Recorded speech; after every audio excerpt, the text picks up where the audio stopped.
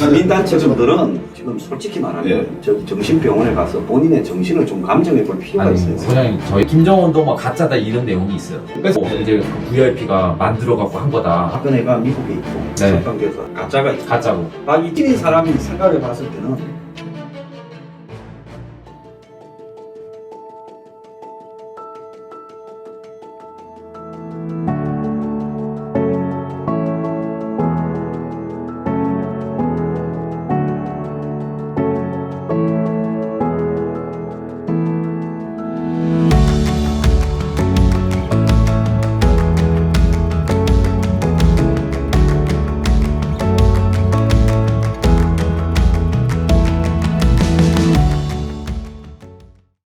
질문을 할게요. 나는 화요일에 대해서 안 일어나면 어떻게 하시겠어요? 저는 그냥 했든지 말든지 그냥 지켜보고 있을 수밖에 없어요, 저도. 안 한다 이런 의사. 안 한다는 아니. 왜냐면 이 일 자체를 제가 부정을 않고 다른 데서도 계속 똑같이 힘들지만 기다리고 거기는 여기보다 더 힘든 그런 상황들이 있어요. 이 정권이 이제 좀 하면은 저는 뭐 충분한 큰 일거리가 생기기 때문에 노후 보장이나 뭐 어떤 어느 정도 그동안에 뭐 허송세월했던 것도 보상받을 그런 다 돼 있어요. 이제 VIP한테 모든 게 권한이나 뭐가 있는데 VIP 스케줄대로 가다 보니까 또 이런 문제도 나오고 여러 가지 그런 게 있어요. 근데 이것을 알기 때문에 이제 지금 세균전이거든요. 세균전이 그래서 또 벌어졌다고 볼 수도 있고 뭐 어떤 거라고 제가 딱 잘라 말하지만 그렇게 되고 이제 김정은이도 저거 지금 나다니는 새끼들 다 짜고 다 진짜 지금 또 숨어서 뭐 하고 있고 뭐 내눈을 본 건 아니면 대충 이제 얘기 흐르는 게 그런 거예요. 이거 보험 깨가지고 뭐 그나마 이 합숙비 되는 판인데 제가 뭐라고 그랬습니까? 그냥 아무 소리 못하고 있는 거죠. 제가 보기에는 아마 이 합숙 기간 내에 무슨 뭐 일이 일어날 것 같은데.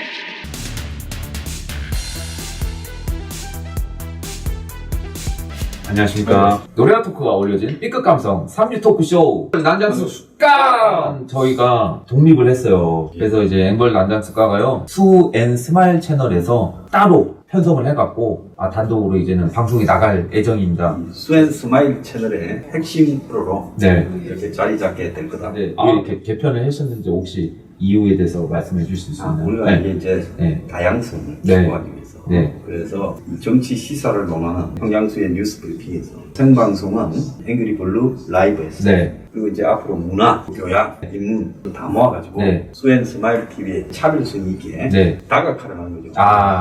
오늘 또 이제 사건 카파일인데 지난주에 이제 그 국가전복 세력 거기에 이제 나갔잖아요. 국가전복 사기 사건. 사기 사건.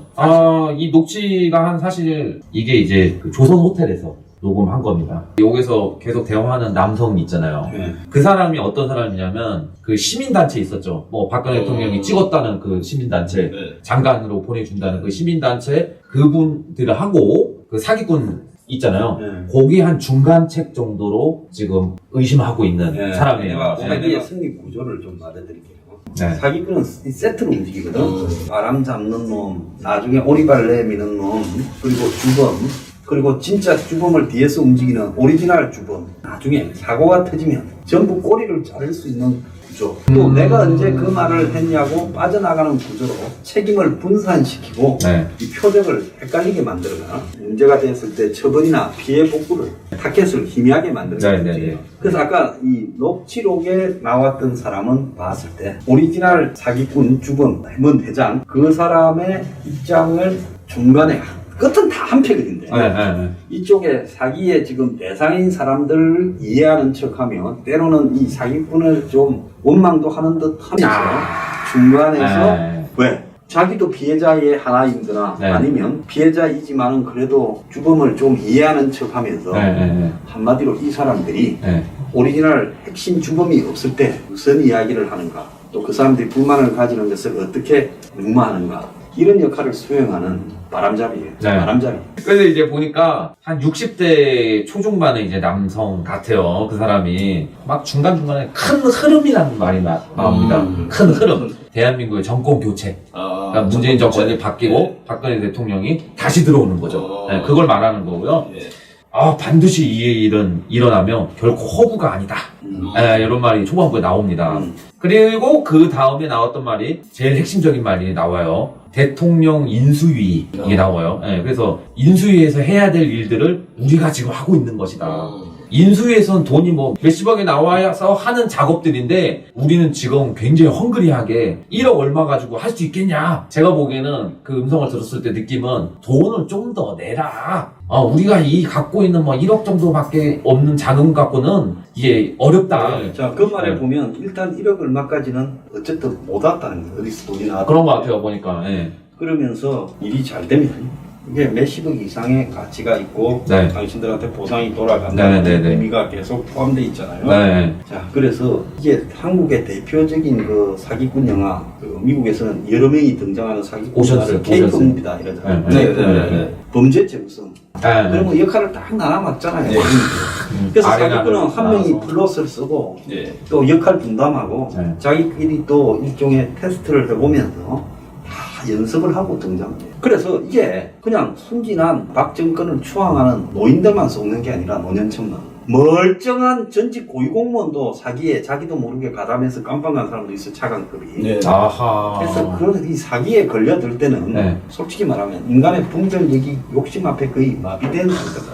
맞습니다. 그래서 이제 그 여기서 딱 중간에 아줌마 목소리가 나와요. 그분이 이제 시민단체 소속인 거죠. 그래서 화요일이 되면 디데이인데 화요일이 왔는데도 아무 일도 일어나지 않으면 어떻게 하겠는가라는 이제 질문이 나오죠. 근데 거기서도 능숙능란하게 잘 대처합니다. 그래서 뭐 기다릴 수밖에 없다. 일단은. 근데 만약에 자기들이 이제 여기 말고도 다른 곳에서도 여러 팀이 나눠서 자, 그건 뭐냐?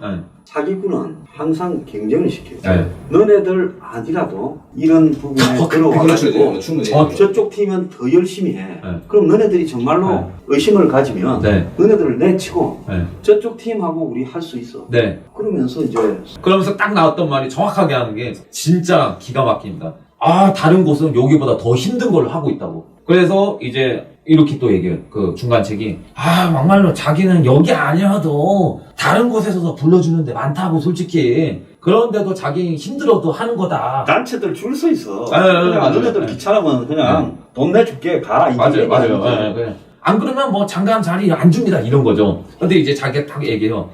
정권 교체가 되면 뭐 자기한테는 큰 일거리가 떨어지고 노후 보장도 다 되고 사실 뭐 자기는 아쉬울 게 없는 사람이다. 그러니까 이 사람은 지도 사기꾼에 속해 있으면서 마치 지금 사기를 당하는 대상의 일부인 것처럼. 맞아요. 맞아요. 그러니까 딱 중간에 그래서 이제 이마에 딱 나오죠. 항상 이 VIP를 또 뭐라고 하냐면요. 큰엄마. 그걸 이제 박근혜 전 대통령입니다.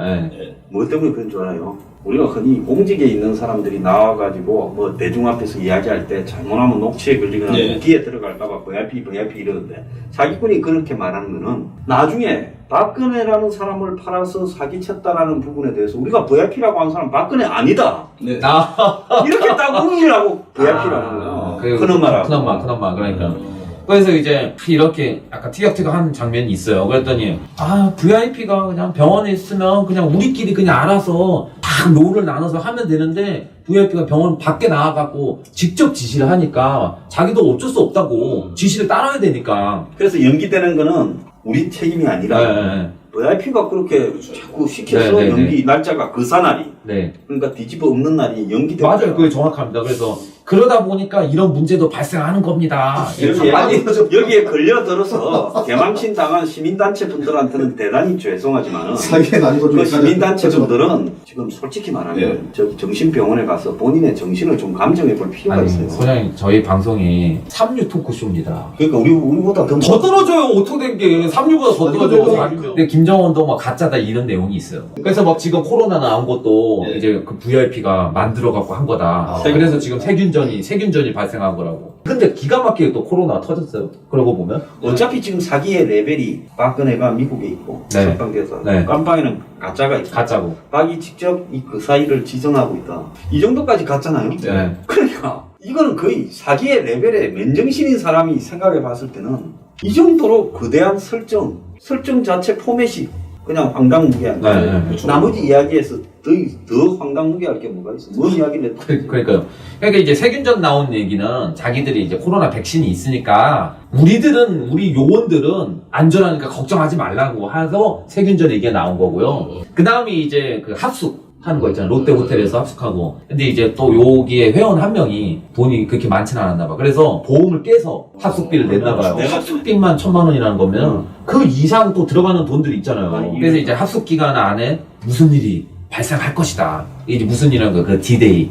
전복하는 그 D-Day를 말하는 거죠. 근데 만약에 이제 D-Day가 발생하지 않는다면, 이것도 물어보는 장면이 있거든요. 근데 일어나지 않으면 VIP가 그에 상응하는 무슨 조치를 해줄 것이다. 그런 얘기가 나와요. 그때 그 부분이 요 얘기랑 같은데, 이 얘기는 녹취록에는 없었고요. 제가 이제 카톡 내용을 이제 캡처한 걸 좀 받았거든요. 그랬더니 이제 큰엄마가 마련해주신 자리에, 회식 자리에 오늘 참여를 못하겠습니다. 어차피 녹취록도 깜마당에 네. 카톡도 네. 화면에 지금 나가고 네네. 있습니다. 큰엄마는 아까 얘기했듯이 박근혜 전 대통령 이제 암호고, 회식 자리는 이제 그 D-Day가 안 됐을 때 위로 차원에서 하는 거예요. 연기됐을 때. 예, 근데 그 D-Day가 연기된 이유는 지난번에도 말씀드린 한 번만 더 말씀드릴게요. 뭐 트럼프가 갑자기 뭐 비행기를 못 타서 안 됐나, 뭐 간첩들이 광화문 광장에다 폭탄을 심었으니까 여러분의 신변의 안전이 가장 중요한 거니까 연기할 수밖에 없었다. 박근혜 대통령이 갑자기 임플란트 시술해서 말을 못하니까, 임플란트 시술은 뭐 이렇게 약간 말하는데 어눌해지나 봐요. 그래서 연기할 수밖에 없었다. 이런 이유가 있었던 거죠.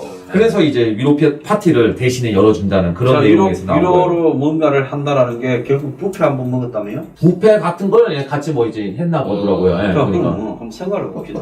아니 거기에 합숙비를 1,000만 원 낸 사람이 기본 그 뷔페 같은 거를 먹은 것 얼마 하겠어요? 예. 그런 걸 먹으면서도 위로가 됐다. 잔뜩 기대해서 뒤집고 나면 한 자리 하겠다고 한 사람이지. 네. 그 사람이 뭐 국가와 민족을 위해서 순수하게 1,000만 원 내면서 합숙을 했다고는 보기도 네, 근데 어려워요. 그게 녹취록 나오잖아요. VIP가 뭔가 이제 메시지를 준다. 아마 육성 메시지를 줬을 거예요. 제가 보기에는. 박근혜입니다. 뭐 이러면서. 예. 그래서 전부 다한테 일일이 전화하지도 않았을 거고요. 그쵸. 바람잡이가 네. 내세운 가장 사기를 깊숙하게 몸을 담그고 빠져나갈 수 없는 사람한테 전화를 하나 해서 네. 그 사람이 자기 입으로 남은 사람들한테 전화 받았다. 네. 뷔페 한번 맛있게 어디 가서 먹으라고 그러더라. 네. 이렇게 진행돼서 사기꾼. 네, 맞아요. 내가 사기꾼 같으면 네. 지금 도망갈 타이밍이에요. 자, 대한민국의 경찰이나 국정원은 국가전복 사기 사건을 갖다가 네. 알고도 왜 안 잡으러 다녀요? 적어도 나한테 전화 한 통화가 이 사기 사건의 전말에 대해서 네. 한번 찾아뵙고 이야기를 나누겠습니다. 뭐 이 정도 해야 되는 거 아니에요? 경찰은? 일단은 다음 주에 또 만약에 이 소식이 있으면 또 전달해드리도록 하겠습니다. 내일 화재 수 토킹에서 만나 뵙겠습니다. 네.